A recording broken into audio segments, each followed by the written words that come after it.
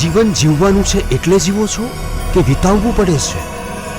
એક મૂંઝવણમાં માર્ગ ના મળે અને પગરવ ત્યાં નવા દુઃખના થાય છે. પ્રત્યેક સમસ્યાનો પર્યાય સંઘર્ષ અને સમાધાન જ છે. પણ શું આપ ઈચ્છો છો કે સમયના પ્રકરણ તમારી મરજીને આધીન હોય? તો જીવનના પાના ખુશીઓના રંગથી લખશે લાલ કિતાબ. નમસ્કાર મિત્રો, હું હરિવર્ધન ચોકસી આપ સૌનું સ્વાગત કરું છું. મિત્રો, આજના વિડીયોમાં આપનું ખૂબ ખૂબ સ્વાગત. મિત્રો, રોજની જેમ આજે પણ જોઈએ આપણે આજનો દિવસ કેવો. તો મિત્રો, આજે તારીખ 8 માર્ચ 2024 શુક્રવાર. આજનો શુભ રંગ સફેદ, સિલ્વર અને બ્રાઉન. આજના અનુકૂળ દેવતા વિષ્ણુ ભગવાન, બ્રહ્માજી અને મા સંતોષી. આજની શુભ ધાતુ વ્હાઇટ મેટલ અને ચાંદી. આજે શરીરમાં પ્રભાવિત થનારો અંગ આપણા શરીરના હાડકાં અને આપણી ચામડી. આજનો શુભ પદાર્થ કેસર. આજનું શુભ અન્ન સારી જાતના ચોખા. આજનું શુભ દ્રવ્ય ઘી. આજનું ભાગ્યવર્ધક પુષ્પ પિત્ત પુષ્પ અને હજારી ફૂલ. આજની ભાગ્યવર્ધક સુગંધ કસ્તુરી અને કેસર. તો મિત્રો, હવે જોઈએ આપણે ગ્રહો આજે આપણા માટે શું લાવ્યા. સૂર્ય આજે 5મા ભાવમાં ગોચર કરે છે. તો આજે આપણે આર્થિક પાસામાં આપણો પોતાનો પ્રભાવ પાથરી શકીશું. આજે અચાનક આપણે ધન પ્રાપ્તિ થવાની શક્યતાઓ પણ પ્રબળ છે. આજે ભાગ્ય આપણી પર મહેરબાન થતું દેખાય છે, તો એનો લાભ આપણે અવશ્ય લઈશું. ચંદ્રમા આજે 3જા ભાવમાં ગોચર કરે છે. આના કારણે આપણી શિક્ષા સંબંધિત જે સેવાઓ છે એમાં કંઈક ને કંઈક નાના મોટા વિઘ્ન આવી શકે છે. તમારા પોતાના જીવનમાં પણ શિક્ષાને લગતા કામમાં સમસ્યાઓ ઊભી થઈ શકે છે.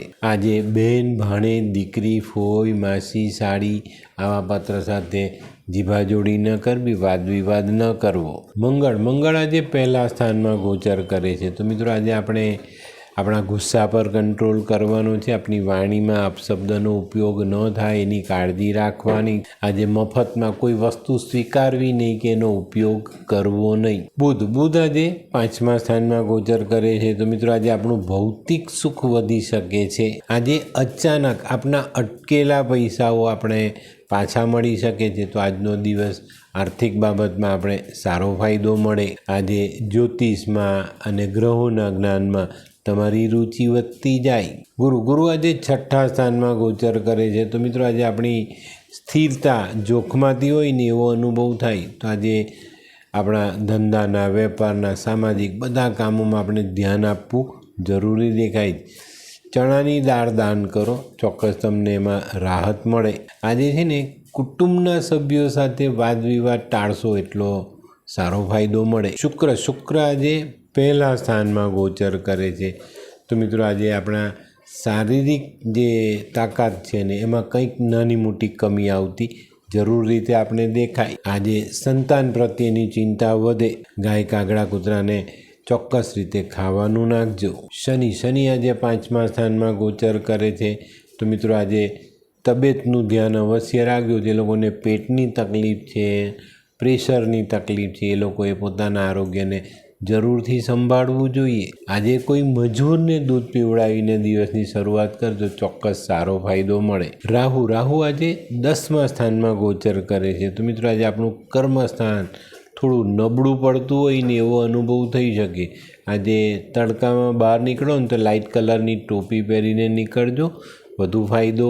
કોઈ અંધ વ્યક્તિને મિષ્ટાન જેવું ભોજન કરાવો છો તો ચોક્કસ તમને સારા પરિણામો પ્રાપ્ત થાય. કેતુ આજે 8મા ભાવમાં ગોચર કરે છે. તો મિત્રો, આજે માંદગીમાં પૈસા વપરાઈ શકે જ.